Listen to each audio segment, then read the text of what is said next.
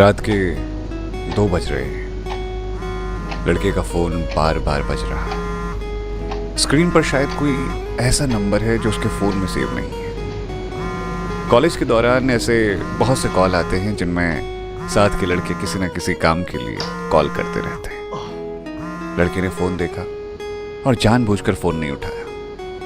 तभी एक मैसेज आया, फोन तो उठा लो यार।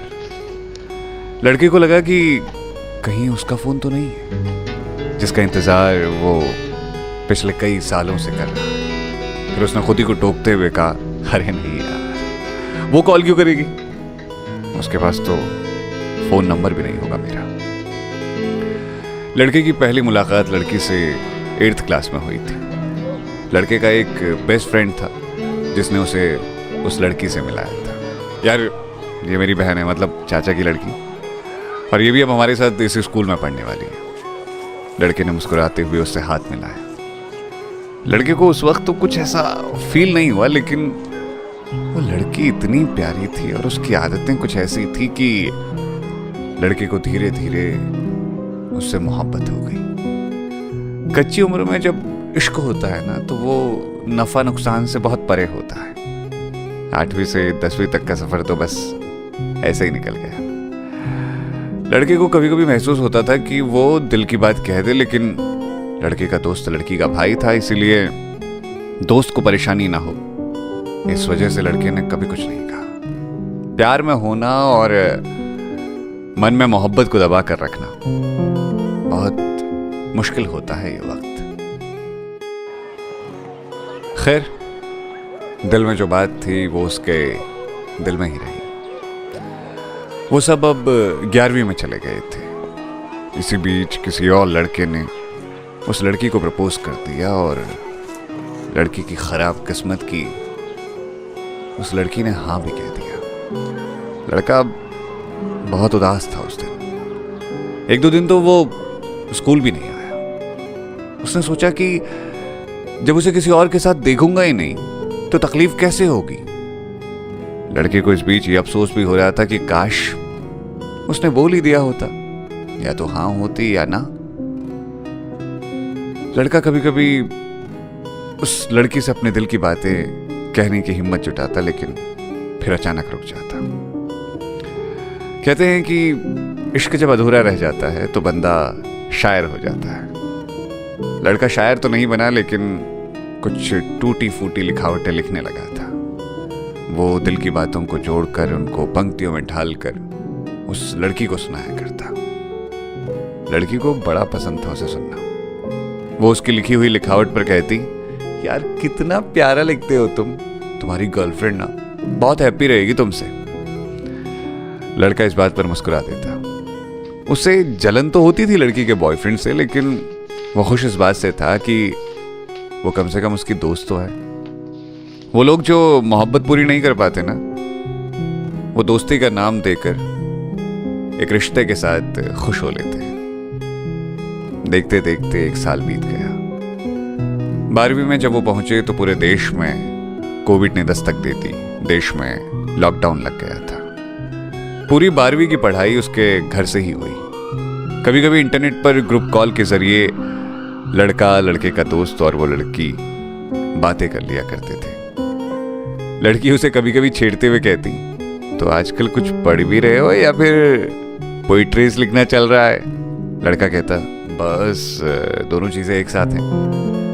पता नहीं क्यों लड़के की कभी हिम्मत नहीं हुई लड़की के आगे कुछ कहने की।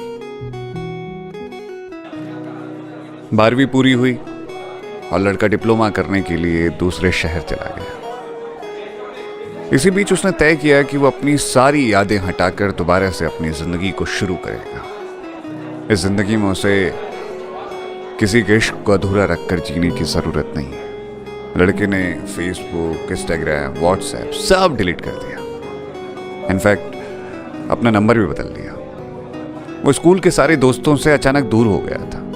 वैसे जब आपकी फीलिंग्स आपके कंट्रोल में ना हो ना, तो आपके पास बस दूर चले जाने का ही जरिया बचता है। इस बीच लड़का कुछ दिनों की छुट्टियों में घर आया। वो कमरे के अंदर बंद रहकर सिर्फ फिल्में देखा करता था। एक दिन उसके दरवाजे पर किसी ने दस्तक दी। उसने दरवाजा खोला तो देखा सामने स्कूल का वही दोस्त था। उसे देखते ही वो गुस्से में बोला, बहुत बड़ा आदमी हो गया ना तू, नंबर बदल लिया, शहर बदल लिया, तो साले दोस्त भी बदल लिए होंगे। लड़के ने मुस्कुराकर अपने दोस्त को अंदर आने को कहा। फिर उसने हिम्मत करके अपने दिल की बात डरते डरते उसे बता दी। उसके दोस्त ने कहा, देख मैं ये बात जानता था, लेकिन मैं क्यों बोलता जब तेरे अंदर हिम्मत नहीं थी। वैसे अगर तू चाहे तो उसे दिल की बात बोल सकता है, वो घर पर ही है।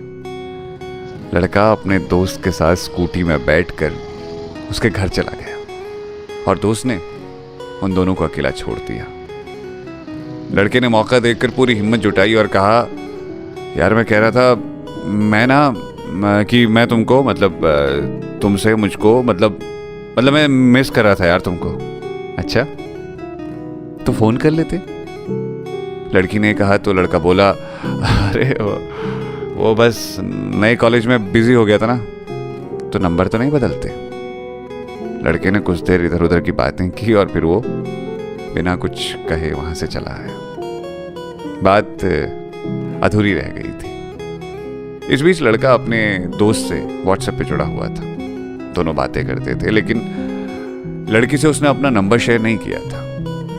आज रात जब अननोन नंबर से तीसरी बार कॉल आया ना, तो लड़के ने फोन उठा लिया। हेलो। इतना टाइम लगता है फोन उठाने में? दूसरी तरफ से वो लड़की थी। लड़के ने घबराते हुए कहा, अरे वो मुझे लगा हॉस्टल में किसी का फोन है। तो तुम हॉस्टल में किसी से बात करने लगे हो? नहीं, मुझे लगा वो किसी ने काम से फोन किया होगा। रहने दो, तुमसे नहीं होगा। जब पूरे स्कूल के टाइम में तुम मुझे दिल की बात नहीं बोल पाए तो अब क्या बोलोगे? एक मिनट, तुम्हें पता था पहले से? हाँ पता था। और वो लड़का जिसने प्रपोज किया ना, उससे ब्रेकअप 11th में ही हो गया था। आज भी अगर मैं कॉल नहीं करती ना तो तुम लिखते जाते मेरे बारे में। इसलिए सुनो, मुझे भी प्यार है तुमसे, बस बोला नहीं क्योंकि लड़कियां पहले नहीं बोलती, बुद्धू कहीं के। उस रात लड़का बिल्कुल सो नहीं पाया। इतने बरसों के बाद उसकी मोहब्बत उसके पास आई थी और वो ऐसे में चैन से कैसे सो लेता भला? लड़के की किस्मत अच्छी थी कि उसे मोहब्बत मिल गई।